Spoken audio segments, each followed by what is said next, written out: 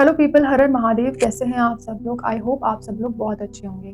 तो चलिए शुरू करते हैं हमारा आज का ये वीडियो। आज के इस वीडियो में हम बात करने वाले हैं वृषभ लग्न की।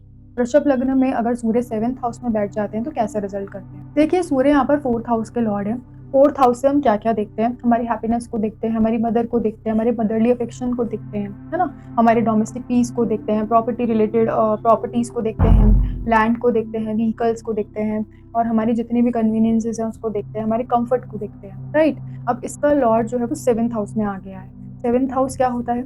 7th हाउस हमारे पार्टनर का घर होता है, हमारी मैरिज को रिप्रेजेंट करता है, एंड हमारे पार्टनरशिप को यहाँ पर रिप्रेजेंट करता है। बिजनेस पार्टनर्स की मैं यहाँ बात कर रही हूँ, राइट। ये ट्रैवलिंग का भी हाउस है, प्रमोशंस जो हमें मिलती हैं, है ना, उसका हाउस है, स्पाउस का हाउस है। अब यहाँ पर हम ये प्रेडिक्शन कर सकते हैं कि जो नेटिव होगा वो 4th हाउस की रिलेटेड चीज़ों से ब्लेस्ड रहेगा। दैट मीन्स उसको अपनी लाइफ में जितने भी कंफर्ट हैं, है ना, और जितनी भी कन्वीनियंसेस हैं, जितने भी लैंड प्रॉपर्टी व्हीकल्स का सुख उसको मिलेगा। लेकिन काफ़ी हद तक ये देखा गया है कि उसकी शादी के बाद, है ना, नो डाउट शादी से पहले भी अगर नेटिव के पास ये चीज़ें हैं तो अच्छी बात है, लेकिन शादी होने के बाद वो और ज़्यादा ब्लेस्ड हो जाएगा, क्योंकि और जो उसकी स्पाउस का जो भाग्य होगा वो मिल जाएगा, और उसकी वजह से वो नेटिव और ज़्यादा इन चीज़ों को लेकर के उसका सुख भोग पाए। 4th हाउस की चीज़ें शादी के बाद उसको ऑटोमेटिकली मिलेंगी by the power of destiny और by the luck of his spouse. ऐसा भी बोल सकते हैं कि ऐसे नेटिव की जो वाइफ होगी वो बहुत भाग्यशालिनी होगी। अब आप इस चीज़ को भी यहाँ पर देखेंगे कि इनकी नेटिव की जो मदर होगी, राइट, उनका भी काफ़ी हद तक इंटरफेरेंस इस नेटिव की वाइफ के लाइफ में या इस नेटिव की खुद की पर्सनल लाइफ में भी देखने को मिल सकता है ना। अब वो पॉजिटिव वे में भी हो सकता है, नेगेटिव वे में भी हो सकता है। बट अब आप यहाँ पर ये देखिए कि ये जो साइन है यहाँ पर 7 नंबर में, 7 हाउस में 8 नंबर साइन है, राइट। सूर्य भी यहाँ पर प्लेस्ड है, तो दोनों ही अग्नि तत्व हैं। और मोस्ट प्रोबेबली ये देखा गया है कि इनकी जो मदर होगी वो मतलब क्रिटिसाइज ही करेगी मोस्ट प्रोबेबली। मतलब इस नेटिव को भी काफ़ी हद तक कुछ बोलना, या इसकी वाइफ जो कि उसको भी काफ़ी हद तक किन्हीं किन्हीं चीज़ों में क्रिटिसाइज करना। ये भी देखा जाता है कि नेटिव की जो वाइफ होगी वो काफ़ी रिच फैमिली से भी बिलोंग कर सकती है, क्योंकि यहाँ पर सूर्य का प्राइड आ जाता है। और ये भी देखा जा सकता है कि उस नेटिव की जो वाइफ होगी उसका जो स्टेटस होगा वो नेटिव से भी हाई होगा। अब यहाँ पर इस चीज़ को आपको ध्यान रखना है कि या तो आप या आपकी वाइफ, दोनों में से कोई भी एक दूसरे को या तो डोमिनेट कर सकता है या कंट्रोल करने की कोशिश कर सकता है। अब आपको ये चीज़ समझनी कि टॉरस लग्न है, राइट। टॉरस लग्न का जो लॉर्ड होता है वो होता है शुक्र। अब यहाँ पर सूर्य देव की जो दृष्टि है वो 1st हाउस पे पड़ रही है, यानी कि शुक्र देवता के घर पर पड़ रही है। अब यहाँ पर अगर शुक्र की प्लेसमेंट डिस्टर्ब हो जाती है ना, यानी कि 6, 8, 12 में चले जाते हैं या अपनी नीच राशि में शुक्र देव चले जाते हैं, तो यहाँ पर जो है 1st हाउस अपने आप में डिस्टर्ब हो जाएगा। तो फिर सूर्य की वजह से यहाँ पर जो नेटिव है उसकी मैरिड लाइफ जो होगी काफ़ी हद तक मतलब थोड़ी बहुत डिस्टर्बेंस वहाँ देखने को मिल सकती है। डे टू डे लाइफ में टेंशन्स देखने को मिल सकती हैं, फाइट्स देखने को मिल सकती हैं। 7th हाउस में सन बैठा है तो उसकी वजह से ईगो क्लैशेस और सडन ऑब्स्टेकल्स इन मैरिड लाइफ यहाँ पर देखने को मिल सकता है।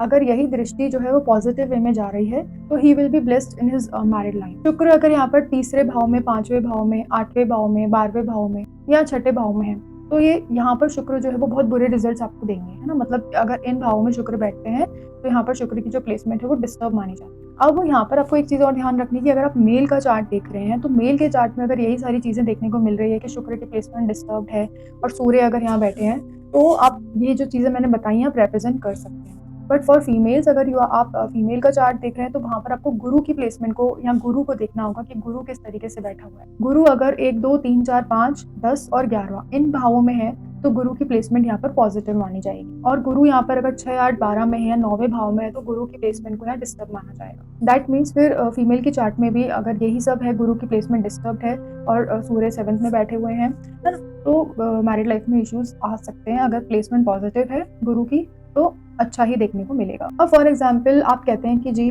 भाई ऐसी प्लेसमेंट है, मेल का चार्ट देख रहे हैं और सूर्य यहाँ 7th में बैठा हुआ है और शुक्र की प्लेसमेंट हम मान लेते हैं यहाँ पर 8वें भाव में हो गई है, राइट। दैट मीन्स क्या हो गया, डिस्टर्ब हो गई मैरिड लाइफ, डिस्टर्बेंस होंगे डे टू डे लाइफ में, राइट।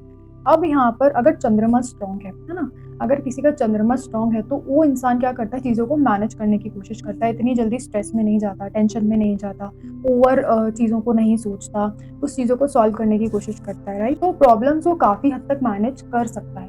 लेकिन अगर यहाँ पे चंद्रमा में बल नहीं है, षड बल में आप देखते हैं चंद्रमा बिल्कुल बल ही नहीं है है ना? या फिर चंद्रमा की प्लेसमेंट यहाँ पे ठीक-ठाक सी है, तो इंसान स्ट्रेस में जाएगा, एंग्ज़ायटी में जाएगा, बहुत ज़्यादा चीज़ों को ओवरथिंक करेगा और सिचुएशन को नहीं सँभाल पाएगा, जिसकी वज़ह से उसकी मैरिड लाइफ़ में कॉन्फ्लिक्ट्स होना तय है। अब ये तो हमने पूरा मैरिड लाइफ़ के बारे में बात कर ली है, अब कुछ प्रोफ़ेशनल लाइफ़ के बारे में यहाँ बात कर लेते हैं।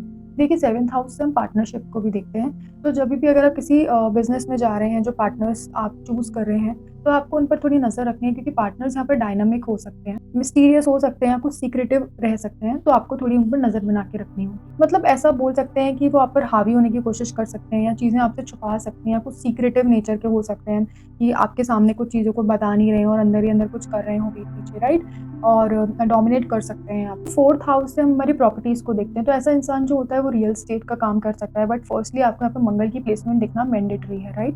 मंगल अगर यहाँ पर नेगेटिव हो गया, 6, 8, 12 में जाकर के बैठ गया, है ना? यहाँ अपनी नीच राशि में जाकर के बैठ गया, तो आपको फिर प्रॉपर्टी और लैंड मैटर्स में तो बिल्कुल भी कुछ नहीं करना है। लेकिन अगर मंगल की प्लेसमेंट अच्छी है, तो नो डाउट आप रियल एस्टेट के काम में जा सकते हैं, या कंस्ट्रक्शन, अब शनि की प्लेसमेंट भी अच्छी है, तो आप कंस्ट्रक्शन रिलेटेड चीज़ें भी कर सकते हैं। शुक्र अगर अच्छा बैठा हुआ है, तो आप कार्स के शोरूम वगैरह ओपन कर सकते हैं, मतलब कोई लग्ज़री चीज़ों का काम भी आप ओपन कर सकते हैं। गुरु अगर पॉजिटिव बैठा हुआ है, तो आप टीचिंग का काम कर सकते हैं, कोचिंग सेंटर ओपन कर सकते हैं, ट्यूशन्स दे सकते हैं। 7th हाउस को हम ट्रैवलिंग से भी देखते हैं, राइट? तो आप कोई ट्रैवलिंग रिलेटेड जैसे ट्रैवलिंग एजेंसी खोलना या कुछ ऐसा भी कर सकते हैं, बट उसके लिए आपको मून की प्लेसमेंट देखनी है। मून अगर अच्छा है, तो ही आप ये चीज़ें कर सकते हैं। अब यहाँ पर एक चीज़ मैं बोलना चाहूँगी कि जो नेटिव होगा उसको शादी के बाद कुछ फिज़िकल कंपैटिबिलिटी में कुछ इश्यूज़ देखने को मिल सकते हैं।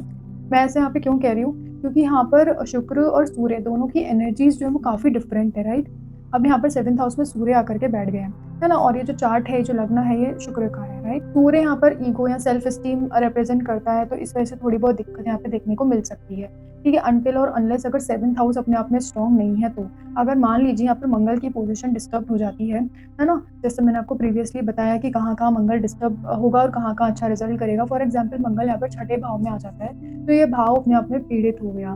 तो यहाँ पर डेफ़िनिटली जो नेटिव होगा, वो अपनी वाइफ़ से शत्रुता जैसा व्यवहार करेगा, लड़ाई-झगड़े करेगा, और हो सकता है कि लिटिगेशन और कोर्ट केसेस में भी उलझ जाए, है ना? मतलब फ़िज़िकल रिलेशनशिप मेंटेन करने में वो कंफ़र्टेबल फ़ील नहीं करेगा अपने स्पाउस से। मतलब ये देखने को मिलता है इस पोज़ीशन से, अगर 7th हाउस अपने आप में डिस्टर्ब्ड है तो। और बाकी जो इसकी मैरिज लाइफ़ को हमें अगर एनालाइज़ करना है कि सक्सेसफुल रहेगी या नहीं, तो हमें बाकी अदर प्लैनेट्स पर भी ध्यान देना पड़ेगा। तो आई होप आप काफ़ी हद तक चीज़ों को रिलेट कर पाएँगे, जो-जो मैंने बताया है ना? अगर आप अपनी कुंडली दिखवाना चाहते हैं या काउंसलिंग करवाना चाहते हैं, तो नीचे दिए गए इस नंबर पर आप कॉन्टैक्ट कर सकते हैं। तो अगली वीडियो आएगी जल्दी। Till then bye bye, take care, Har Har Mahadev.